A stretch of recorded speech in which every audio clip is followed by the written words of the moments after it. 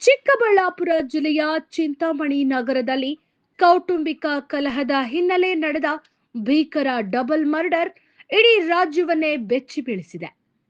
ಚಿಂತಾಮಣಿಯ JJ ಕಾಲೋನಿಯಲ್ಲಿ ಪತಿಯೊಬ್ಬ ತನ್ನ ಪತ್ನಿ ಹಾಗೂ ನಾದಿನಿಯನ್ನ ಮಾರಕಾಸ್ತ್ರದಿಂದ ಹತ್ಯೆ ಮಾಡಿದ ಘಟನೆ ಸೋಮವಾರ ಮುಂಜಾನೆ ನಡೆದಿದೆ.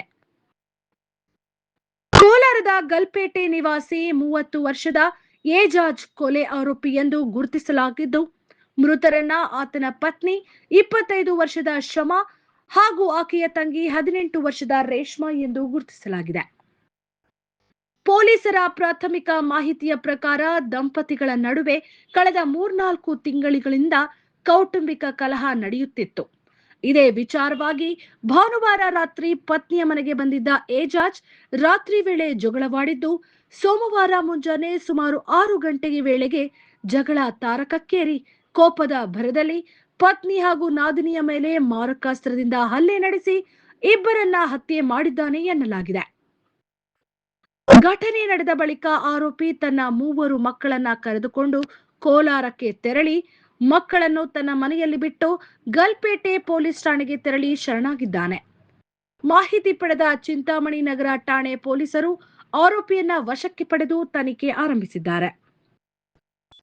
ಘಟನಾ ಸ್ಥಳಕ್ಕೆ ಜಿಲ್ಲಾ ಪೊಲೀಸ್ ವರಿಷ್ಠಾಧಿಕಾರಿ ಕುಶಲ್ ಚೌಕ್ಸೆ, ಹೆಚ್ಚುವರಿ ಪೊಲೀಸ್ ವರಿಷ್ಠಾಧಿಕಾರಿ ಜಗನ್ನಾಥ್ ರೈ ಸೇರಿದಂತೆ ಹಿರಿಯ ಪೊಲೀಸ್ ಅಧಿಕಾರಿಗಳು ಭೇಟಿ ನೀಡಿ ಪರಿಶೀಲನೆ ನಡೆಸಿದ್ದಾರೆ.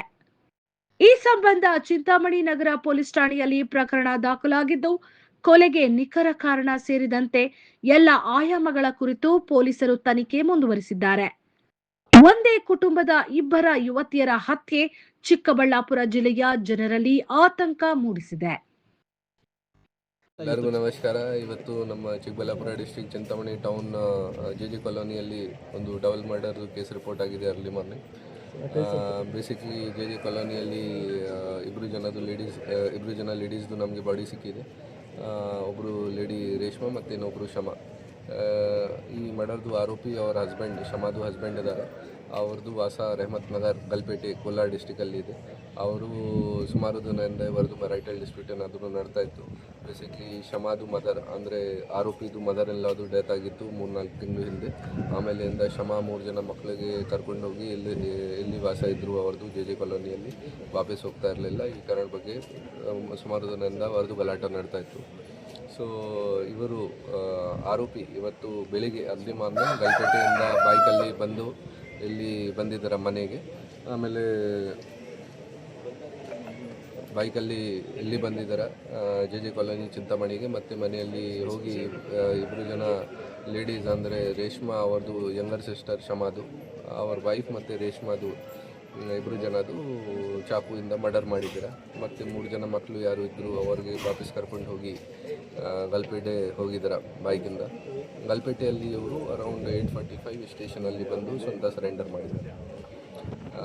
ವೆಪನ್ ಕೂಡ ನಮಗೆ ಸಿಕ್ಕಿದೆ. ಈಗ ನಾವು ಕಸ್ಟಡಿಯಲ್ಲಿ ತಗೊಂಡಿದ್ದೀವಿ ಅವ್ರಿಗೆ. ಮುಂದೆ ಬೇರೆ ಏನು ಕಾರಣ ಇದೆ ಅಥವಾ ಬೇರೆ ಯಾವುದು ಆ್ಯಂಗಲ್ ಇದೆ ಅದು ಕೂಡ ನಾವು ಪತ್ತೆ ಮಾಡ್ತೀವಿ. ಥರದ್ದು ಯಾವುದೂ ಇರಲಿಲ್ಲ. ಮೊದಲಿಂದ ಈ ಥರ ಗಲಾಟೆ 3-4 ತಿಂಗಳಿಂದ ಸ್ಟಾರ್ಟ್ ಆಗಿದೆ. ಸಿನ್ಸ್ ಈ ವಾಪಸ್ ಹೋಗ್ತಾ ಇಲ್ಲ ವೈಫ್, ಈ ಥರ ಅವರಿಗೆ ಸಮಸ್ಯೆ ಇತ್ತು. ಅದು ಸಮಸ್ಯೆ, ಅದು ಮೇನ್ ಕಾರಣ ಇದೆ.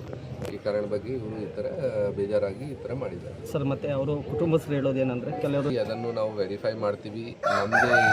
ನಮಗೆ ಯಾವುದು ಈ ಥರ ಈ ಫ್ಯಾಮಿಲಿಯಿಂದ ಏನು ಕಂಪ್ಲೇಂಟ್ ಈ ಥರದ್ದು ಬರಲಿಲ್ಲ. ಈ ಥರ ಬಂದು ಪ್ರತಿದಿನ ಗಲಾಟೆ ಮಾಡ್ತಾರೆ. ಮೊದಲೇ ಯಾವಾಗೂ ಅಪ್ರೋಚ್ ಮಾಡಿಲ್ಲ ಅವರು. ಮತ್ತು ಇಲ್ಲಿಗಲ್ ಆ್ಯಕ್ಟಿವಿಟೀಸ್ದು ಏನಿದೆ ರೆಗ್ಯುಲರ್ ಆಗಿ ಅವ್ರ ಮೇಲೆ ಕ್ರಮ ತಗೊಳ್ತಾ ಇದ್ದೀವಿ. ಹೆಣ್ಣೆದು ಕೇಸಸ್ ಆಗ್ತಾಯಿದೆ, ಗ್ಯಾಮ್ಲಿಂಗ್ದು ಕೇಸಸ್ ಆಗ್ತಾಯಿದೆ. ಮತ್ತು ಮೊನ್ನೆ ನಾವು ಗಾಂಜಾ ಕನ್ಸ್ಯೂಮರ್ಸ್ ಮೇಲೆ ಯಾರು ಕನ್ಸ್ಯೂಮ್ ಮಾಡ್ತಾ ಇದ್ದಾರೆ ಅಲ್ಲಿ ಸುಮಾರು ಜನ ಮೇಲೆ ಕೇಸಸ್ ರಿಜಿಸ್ಟರ್ ಮಾಡಿದ್ದೀವಿ. ಜೊತೆಗೆ ಗಾಂಜಾ ಪೆಡ್ಲರ್ ಯಾರು ಇದ್ದಾರೆ ಅವ್ರ ಮೇಲೆ ಕೂಡ ಕೇಸ್ ರಿಜಿಸ್ಟರ್ ಮಾಡಿ 3 kg ಜಸ್ಟ್ 3 ದಿನ ಹಿಂದೆ ಅವರಿಂದ ಸೀಸ್ ಮಾಡಿದ್ದೀವಿ. ಸೊ ನಾವು ರೆಗ್ಯುಲರ್ ಆಗಿ ಇಲ್ಲಿ ಆ್ಯಕ್ಷನ್ ತಗೊಳ್ತಾ ಇದ್ದೀವಿ. ಯಾವುದು ಇಲ್ಲಿಗಲ್ ಆ್ಯಕ್ಟಿವಿಟೀಸ್ ಈ ಜಾಗ ಇಲ್ಲ. ಸರ್, ಚಿಂತಾಮಣಿಲಿ all these incidents are not connected. ಅದು ಕನೆಕ್ಟೆಡ್ ಇಲ್ಲ, ಅದು ಸೆಪ್ರೇಟ್ ಇನ್ಸಿಡೆಂಟ್ಸ್ ಇದೆ. ಒಂದು ಮೊನ್ನೆ ಹೂವಿನ ಮಾರ್ಕೆಟ್ ಹತ್ರ ಗಾಡಿ ಪಾರ್ಕಿಂಗ್ ಮಾಡಿದಾಗ ಟೈಮಲ್ಲಿ ಒಂದು ಗಲಾಟೆ ಆಗಿತ್ತು. ಇನ್ನೊಂದು